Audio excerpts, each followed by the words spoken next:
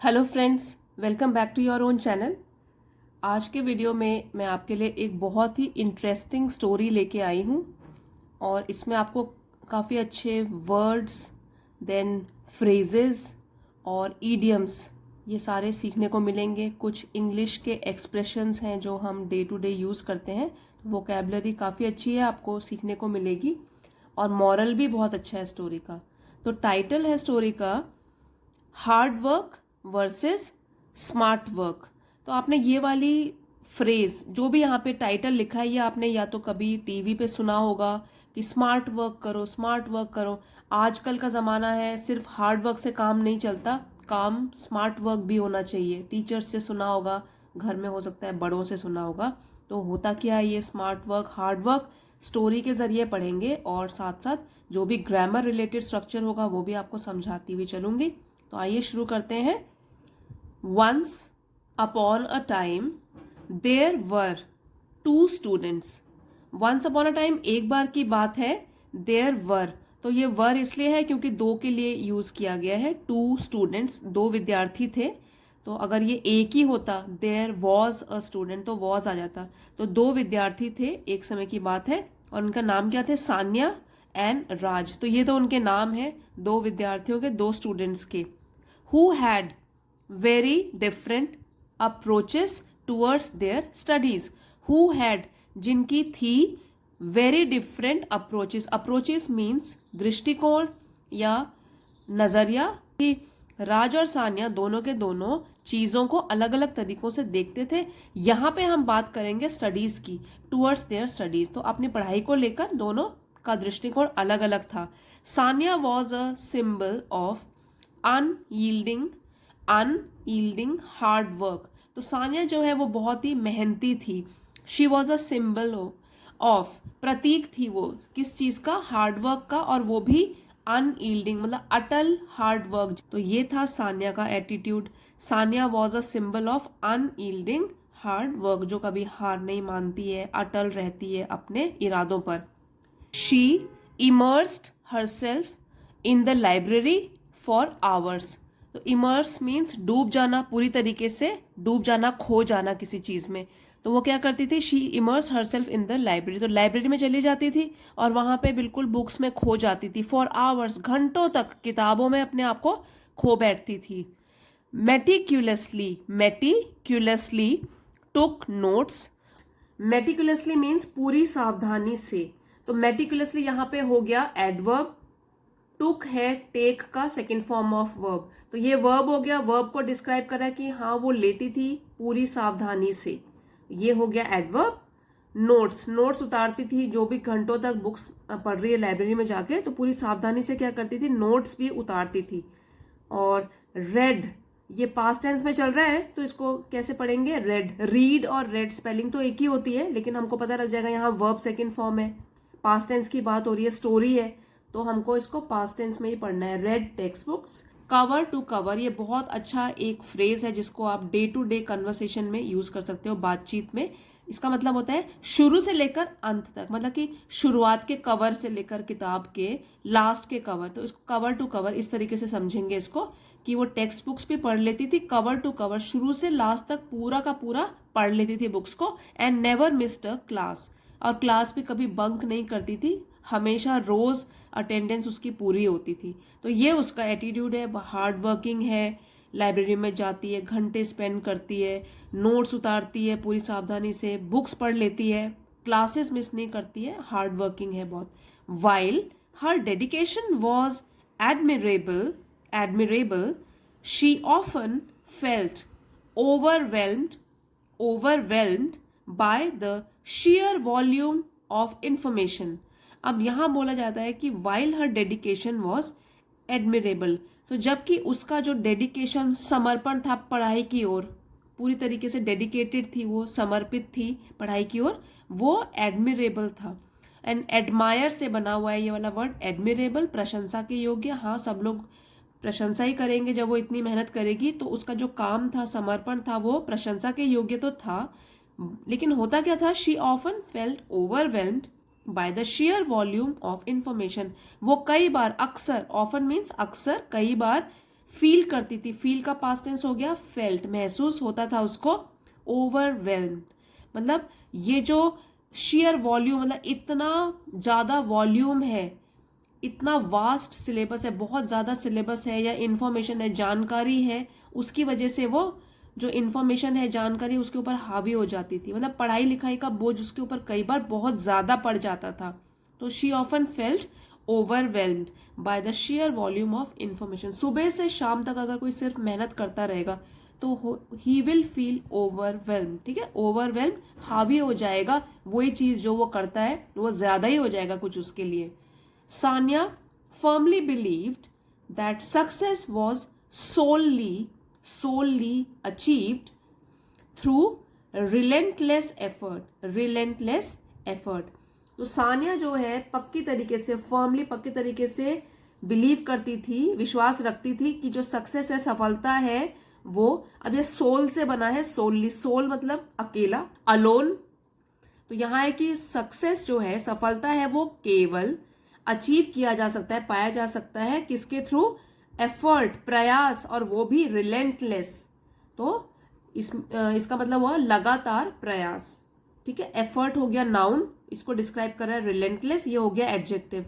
तो लगातार प्रयास से ही सफलता प्राप्त की जा सकती है, इस पर सान्या को दृढ़ विश्वास था, अटूट विश्वास था। On the flip side Raj was known for his clever approach to studying. अब ऑन द फ्लिप साइड ये भी एक फ्रेज है जिसका मतलब होता है दूसरा पहलू। अब हम दूसरा पहलू देखते हैं। जनरली फ्लिप साइड उसको बोलते हैं जो थोड़ा कम होती है दूसरे के मुकाबले। जैसे कि हम दूसरा पहलू दे रहे हैं तो पहले पहलू के मुकाबले जिसको थोड़ा सा कम समझा जाए तब हम यूज करते हैं ऑन द फ्लिप साइड। तो दूसरे पहलू पर अगर ध्यान दें, राज जो दूसरा स्टूडेंट है, he was known for his clever approach to studying. उसकी जो अप्रोच थी, उसका नजरिया, दृष्टिकोण था पढ़ाई को लेकर, वो थोड़ा चतुर तरीके का था, मतलब अलग टाइप का था। हार्ड वर्किंग होगा, लेकिन देखते हैं क्या है उसमें क्लेवर, क्या है उसमें चतुरता। He believed in working efficiently and strategically. अब देखिए CALLY जब आता है किसी भी वर्ड के लास्ट में तो हम ए साइलेंट मानते हैं, उसको नहीं प्रोनाउंस करते, स्ट्रैटेजिकली।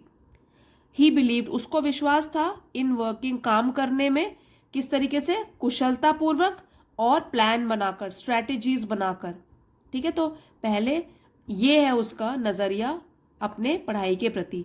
तो बिलीव करता है वो एफिशिएंटली मीन्स कुशलता पूर्वक, स्ट्रैटेजिकली प्लान करके हर चीज का। Instead of drowning in books he focused on grasping key concepts and identifying essential information for each subject। तो instead of drowning in books, इसके बजाय कि वो बिल्कुल किताबों में डूब जाए, डूबना, ड्राउनिंग डूबना, ही फोकस मीन्स ध्यान लगाना, ग्रेस्पिंग मीन्स समझना, और आइडेंटिफाई पहचानना, एसेंशियल आवश्यक इंफॉर्मेशन सूचना। देखिए अब है कि बुक्स में डूबने के बजाय वो फोकस करता था, ध्यान लगाता था, ग्रेस्पिंग की कॉन्सेप्ट, जो भी की मतलब मेन पॉइंट्स हैं, जिस सब्जेक्ट के भी मेन पॉइंट्स को समझने की कोशिश करता, उन पर ध्यान लगाता था। एंड आइडेंटिफाइंग एसेंशियल इंफॉर्मेशन, और जो भी सूचना, जो भी जानकारी बहुत ही आवश्यक होगी उसको पहचानना। जो भी पढ़ता है तो अब उसमें अगर उसने मेन चीज तो कर ली कि उसने जो भी पढ़ रहा है उसका मेन क्या है कॉन्सेप्ट वो समझ लिया, और जो पूरा पेज पढ़ा है, पूरा लेसन पढ़ा है, चैप्टर पढ़ा है, उसमें जो जानकारी है उसमें से सबसे इंपॉर्टेंट क्या है उसको पहचानना। तो स्ट्रेटेजी बना के चल रहा है, उस तरीके से पढ़ाई कर रहा है, और वो भी हर सब्जेक्ट की, for each subject. Managed his time wisely, और राज जो है वो मैनेज करता था, प्रबंध करता था या निपटाता था कामों को, किस तरीके से? वाइजली समझदारी से, using study techniques and resources that maximized his learning. अब वो क्या करता? स्टडी की टेक्निक्स बना के चलता था, प्लानिंग होती थी पूरी, और सारे के सारे रिसोर्सेज जो उसको चाहिए वो चैप्टर को समझने में, याद करने में, सामग्री या भी मटेरियल जो भी चाहिए, रिसोर्स, ठीक है, वो इकट्ठा करता था, यूज करता था, स्टडी मटेरियल वगैरह, दैट मैक्सिमाइज्ड हिज लर्निंग, जो भी वो याद कर रहा है उसमें मैक्सिमम बेनिफिट, मुनाफा हो सके, बेनिफिट हो सके, उसको जानकारी मिल सके, ये उसकी स्ट्रेटेजी है। फिर से पढ़ते हैं। Raj managed his time wisely using study techniques and resources that maximized his learning. तो ये जो स्ट्रेटेजी है ये तो बहुत अच्छी है, इसी को कह रहे हैं स्मार्ट वर्क। तो एक कर रही है हार्ड वर्क, उसको और किसी का ध्यान ही नहीं है, कोई सुध-बुध नहीं है, और कभी कभी उसको बहुत हावी हो जाती है पढ़ाई उसके ऊपर। दूसरी तरीके की स्ट्रेटेजी है राज की, जो कि बहुत ही प्लान बनाकर समझदारी से सूझबूझ से आगे बढ़ रहा है, पढ़ाई भी कर रहा है और सारा मटेरियल भी इकट्ठा करके फिर उसको मैक्सिमाइज कर रहा है, मैक्सिमम बेनिफिट निकाल रहा है पढ़ाई से। As the semester progressed the divergence in their strategies became evident। अब जैसे सेमेस्टर उनका प्रोग्रेस हुआ, आगे बढ़ा, प्रोग्रेस आगे बढ़ता गया, सेशन जैसे है आगे बढ़ रहा है, the divergence in their strategies became evident. Divergence means अंतर, ऐसे डाइवर्ट हो रहा है, एक यहाँ जा रहा है एक यहाँ जा रहा है, तो डाइवर्जेंस जो है उनकी स्ट्रेटेजीज में, उनके दृष्टिकोण में, नजरिए में, इट बिकेम एविडेंट। बिकम का सेकेंड फॉर्म ऑफ वर्ब है बिकेम, बिकम बनना, बिकेम बना, एविडेंट स्पष्ट, सब लोगों को दिख रहा है, वो एविडेंट मतलब दिख रहा है स्पष्ट रूप से। तो एज द सेमेस्टर प्रोग्रेस, जैसे सेमेस्टर आगे बढ़ता गया तो जो उनकी स्ट्रेटेजी में अंतर था, डिफरेंस था, वो सबके सामने स्पष्ट हो गया, क्लियर, सबको समझ में आ गया। Sania was perpetually fatigued from her exhaustive study sessions। अब सानिया जो है वो परपेचुअल मतलब हमेशा हमेशा, और फेटीग होता है थकी हुई, तो फेटीग्ड हो गया, थकान महसूस होती रहती थी उसको हमेशा।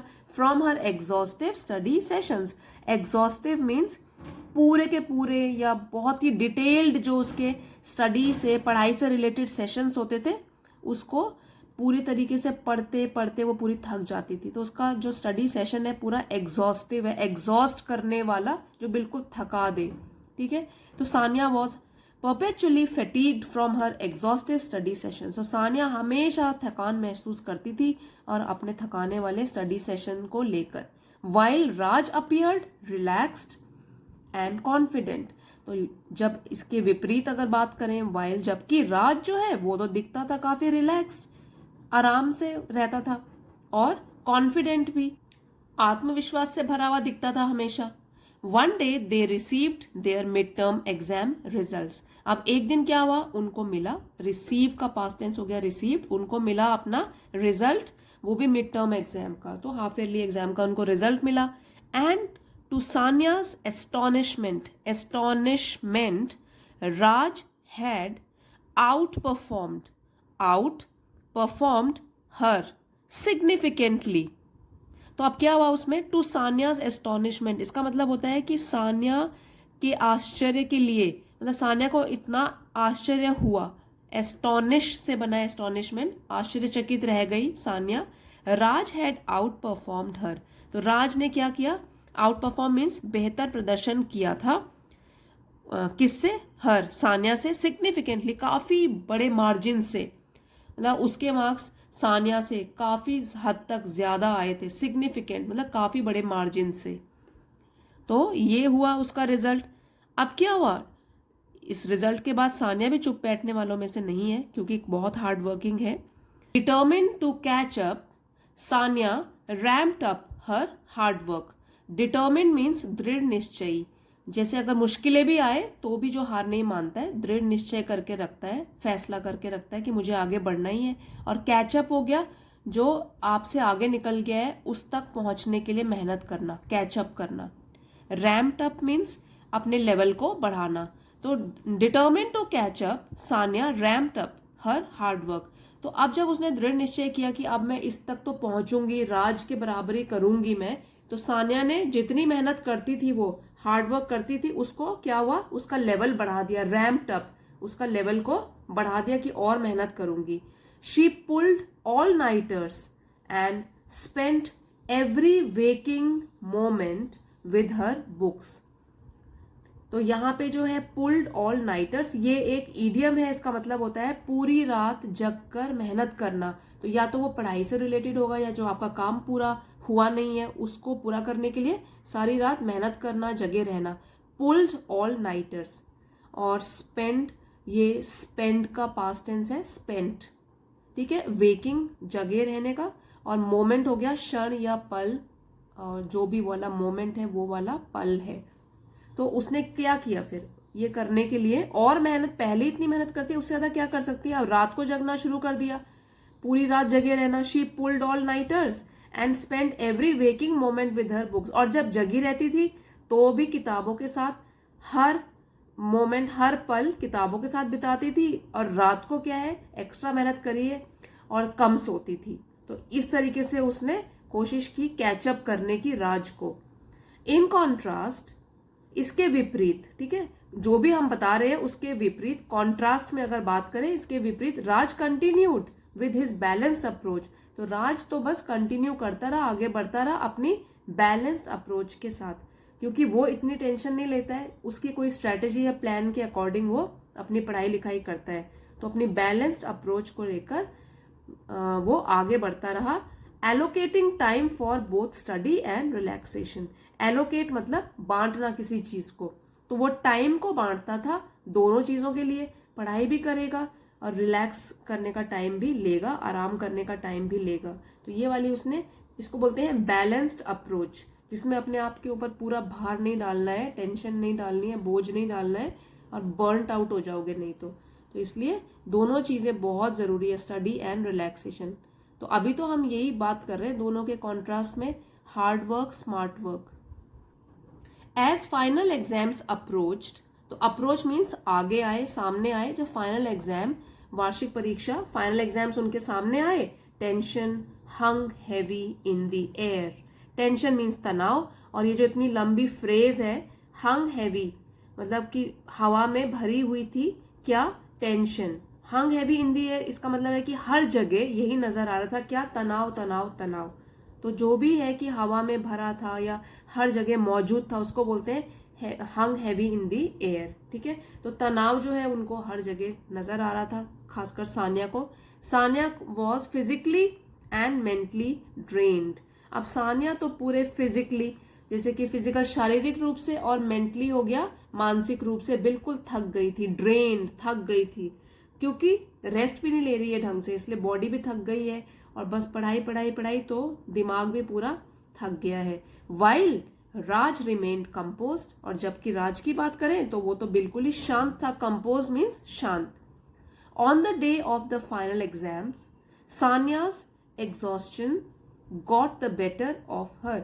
Exhaustion got the better of her. अब ये भी एक फ्रेज है, got the better of somebody. इसका मतलब है कि कोई चीज किसी पर जब हावी हो जाए उसको बोलते हैं it got the better of me. तो यहाँ पे है कि जो थकावट है, it got the better of हर, मतलब वो थकावट उस पर हावी हो गई फाइनल एग्जाम के दिन। And she struggles to recall the material she had crammed. Struggle मतलब संघर्ष करती रही, रिकॉल है याद करना, वापस अपनी मेमोरी में रिकॉल करना, याद करना, और क्रैमिंग हो गया रट्टा, जो उसने रट्टा मारा होगा, क्योंकि हर चीज तो समझ नहीं रही है, तो क्रैमिंग भी हो रही है, साथ साथ रोट लर्निंग हो रही है। तो उस टाइम पे क्या हुआ, जब थकावट उस पर हावी हो गई, दिमाग काम नहीं कर रहा है, तो संघर्ष कर रही है याद करने का कि जो भी उसने मटेरियल याद किया था या उसने जो भी रटा हुआ था। राज हाउएवर आंसर्ड क्वेश्चंस कॉन्फिडेंटली। जबकि राज ने आंसर कर दिए सारे के सारे प्रश्न बिल्कुल आत्मविश्वास के साथ, confidently. Demonstrating a profound understanding of the subjects. Demonstrate मतलब प्रदर्शन करना, दिखाना। तो उसने क्या दिखाया, एक profound, deep, गहरी, profound means deep, गहरा, गहन, understanding समझ, ऑफ द सब्जेक्ट, सारे विषयों की या सब्जेक्ट्स की उसको बहुत ही डीप में जानकारी है, ये उसने प्रदर्शन करके दिखा दिया, क्योंकि उसको आते थे सारे के सारे answers. When the results were announced, Raj had not only maintained his lead but had also achieved the top score in the class. जब रिजल्ट्स अनाउंस हुए, ठीक है, जब रिजल्ट्स या नतीजे निकले, अनाउंस हुए, घोषणा की गई, तो राज हैड नॉट ओनली, अब ये भी है जब जहां भी नॉट ओनली आता है सेंटेंस में तो वो सेंटेंस कंप्लीट होने से पहले बट ऑल्सो फ्रेज भी हमको यूज़ करनी पड़ती है। तो राज ने न केवल मेंटेन किया, बना के रखी अपनी लीड, मतलब वो सानिया से आगे रहा फाइनल एग्जाम्स में भी, बट ऑल्सो बल्कि और भी, achieve the top score in the class, बल्कि पूरी की पूरी क्लास में उसने टॉप स्कोर, सबसे ज़्यादा स्कोर किया। तो यहाँ तो हम पहले बात करते हैं सिर्फ सानिया और राज के बीच में जो कंपटीशन चल रहा है, अलग अलग उनके दृष्टिकोण है, अप्रोच है पढ़ाई को लेकर। अब हम पूरी क्लास की बात करेंगे कि राज ने तो अपनी स्ट्रैटेजी को लगा के, अपने जो भी उसके प्लान था, इस तरीके से उसने पूरी क्लास टॉप करी। Sania despite her intense hard work fell short, और Sania despite her hard work हो गया मेहनत, और वो भी इंटेंस कड़ी मेहनत, डेस्पाइट इसके बावजूद, और जो सानिया है वो कड़ी मेहनत के बावजूद भी फेल शॉर्ट, इस फ्रेज का मतलब होता है असफल होना, तो वो फिर भी असफल रही। तो हमने यहाँ पे देख रहे हैं, जैसे पढ़ते हुए हमको समझ में आ रहा है कि सिर्फ हार्ड वर्क से काम नहीं चलेगा, थोड़ा बहुत तो हमको स्मार्ट वर्क भी करना है। ठीक है, अब क्या है, the story of Sania and Raj imparts a valuable lesson about the contrast between hard work and smart work. अब ये जो हमने स्टोरी पढ़ी है सानिया और राज की, ये हमको शिक्षा देती है, इम्पार्ट्स अ वैल्यूएबल लेसन, वैल्यूएबल मीन्स बहुमूल्य, कीमती, इंपॉर्टेंट लेसन देती है, शिक्षा देती है, about the contrast between hard work and smart work. तो कॉन्ट्रास्ट का मतलब हो कि अगर हम कंपेयर करें दोनों को, हार्ड वर्क को भी और स्मार्ट वर्क को भी, जो इनकी तुलना की जाए तो उसके बारे में बताती कि कैसे हमको अपना काम करना चाहिए। अब सानिया's डेडिकेशन वॉज एडमिरेबल, सानिया की डेडिकेशन की बात करी जाए अगर, समर्पण उसका पढ़ाई के प्रति, हार्ड वर्क के प्रति, मेहनत के प्रति, तो वो तो बिल्कुल सराहनीय है, एडमिरेबल है, एडमायर करने योग्य है। But her approach proved unsustainable and less effective, लेकिन उसकी जो अप्रोच थी, जो नजरिया था काम को अप्रोच करने का, पढ़ाई को अप्रोच करने का, वो कैसा प्रूव हुआ, कैसा हुआ वो, अनसस्टेनेबल। अब सस्टेन से बना है, अन लगा दिया इसमें प्रीफिक्स, तो बन गया कि जो कायम नहीं रह सकता देर तक, सस्टेन करके नहीं रख सकते जो हम बहुत दिनों तक, तो उस तरीके से हो गया। और लेस इफेक्टिव, ज्यादा प्रभावी भी नहीं था। तो दो तरीके उसमें माइनस पॉइंट थे कि जो उसकी अप्रोच थी, एक तो थी वो कि ज्यादा टाइम तक हम ऐसे चल नहीं सकते कि अगर सिर्फ पढ़ते रहे, सोए भी ना, रेस्ट भी ना मिले, कुछ रिलैक्सेशन भी ना मिले, अनसस्टेनेबल है, ये वाला वर्ड अच्छा है, आप यूज कर सकते हैं, देर तक कायम नहीं रह सकता इस टाइप का टाइम टेबल। और लेस इफेक्टिव भी था वो, क्योंकि वो प्लानिंग करके चल ही नहीं रही थी। Raj strategy of studying efficiently, comprehending core concepts and managing time wisely paid off. और अगर राज की बात करें उसकी स्ट्रेटेजी की पढ़ाई से रिलेटेड, तो वो क्या थी, एफिशिएंट, कुशलता पूर्वक, और कॉम्प्रीहेंडिंग मीन्स समझना, core concept means basic concepts जो होते हैं, मूल जो कि उसमें थीम होती है और जो मेन पॉइंट्स होते हैं उनको समझना, एंड मैनेजिंग टाइम, और टाइम को भी मैनेज करना, ऐसे नहीं है कि बिल्कुल बर्नड आउट हो जाओ, हार्ड वर्क भी करना है लेकिन थोड़ा सा रिलैक्सेशन के लिए भी टाइम रखना है। तो इस तरीके की जो उसकी स्ट्रैटेजी थी, पेड ऑफ का मतलब है उससे उसको लाभ हुआ और बेनिफिट हुआ उसको। फिर से पढ़ते हैं इसको, Raj strategy of studying efficiently, comprehending core concepts and managing time wisely paid off. और यही बहुत ज़रूरी भी है, एक बार इसकी ट्रांसलेशन एक बार फिर से करेंगे कि राज की जो स्ट्रैटेजी थी, प्लान था स्टडी से रिलेटेड, वो क्या था, एक कुशलतापूर्वक प्लान किया गया था, और जो उसने समझने थे बिल्कुल मेन कॉन्सेप्ट्स, किसी भी चैप्टर को, कोई भी टॉपिक को लेकर समझना कि उसमें क्या है मेन पॉइंट्स, और अपने टाइम को भी ढंग से डिवाइड करना, पढ़ाई के लिए भी और मस्ती के लिए भी। तो उससे उसको क्या हुआ, लाभ हुआ। और यही सबकी स्ट्रैटेजी होनी चाहिए। आजकल पढ़ाई का बोझ इतना हो गया है कि अगर हम टाइम पे जगेंगे नहीं, हम प्लानिंग करके नहीं चलेंगे, और अगर हम पढ़ाई के साथ साथ कुछ रिलैक्सेशन के लिए टाइम नहीं रखेंगे, तो हम हो जाएंगे बर्नड आउट, स्ट्रेस बढ़ जाएगा, टेंशन बढ़ जाएगी। इसलिए हमको हार्ड वर्क तो करना है, लेकिन हार्ड वर्क के साथ साथ होना चाहिए वो स्मार्ट वर्क। तो यहाँ से आप बहुत अच्छे पॉइंट्स अपनी खुद की लाइफ में भी अपना सकते हैं। तो मॉरल एक बार पढ़ते हैं, बहुत अच्छा मॉरल है। While hard work is crucial, it should be combined with smart work to attain optimal results. यही मैंने भी आपको बताया कि जहां मेहनत तो जरूरी है, क्रूशियल है, महत्वपूर्ण है, इट शुड बी कंबाइन, उसको कंबाइन कर देना चाहिए स्मार्ट वर्क के साथ. तो बहुत प्लान करके भी हमको मेहनत भी करनी चाहिए ताकि हम पा सके ऑप्टिमल रिजल्ट. और ऑप्टिमल का मतलब है कि सबसे अच्छा रिजल्ट हमको मिल सके. Success isn't solely measured by the number of hours invested, but by how efficiently these hours are used. तो सक्सेस जो सफलता है isn't, वो solely means केवल या एकमात्र नापी नहीं जाती है कि आप कितने घंटे निवेश करते हो.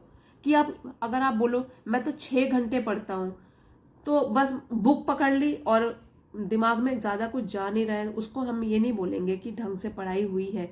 It is not measured. Success, सफलता जब मिलेगी आपको तो वो इस पे डिपेंड नहीं करेगी कितने घंटे आपने निवेश कर लिए पढ़ने में, but by how efficiently these hours are used. लेकिन जितने घंटे, चाहे 2 घंटे बैठे हैं, कितने एफिशिएंटली आप बैठे हो और कितना ध्यान लगा के बैठे हो, क्या प्लानिंग की है, क्या आपका टारगेट है उस 2 घंटे में, क्या अचीव करना है, क्या पढ़ना है, इस पर डिपेंड करता है.